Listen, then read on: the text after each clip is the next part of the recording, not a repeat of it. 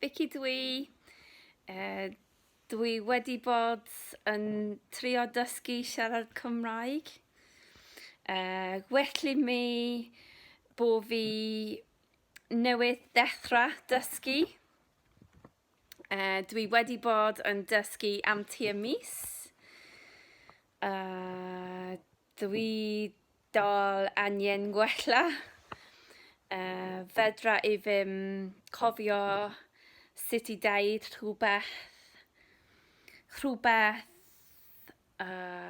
wedi anghofio. Mwynhau dysgu. Dwi'n mwynhau dysgu. Licion i ymarfer.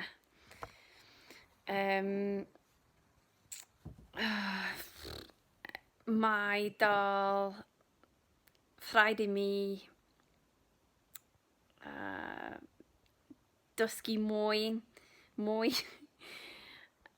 ond dwi'n trio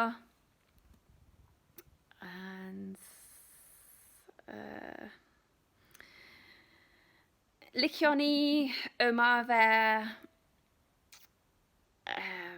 efo ti. Well i mi mynd rwan. Diolch.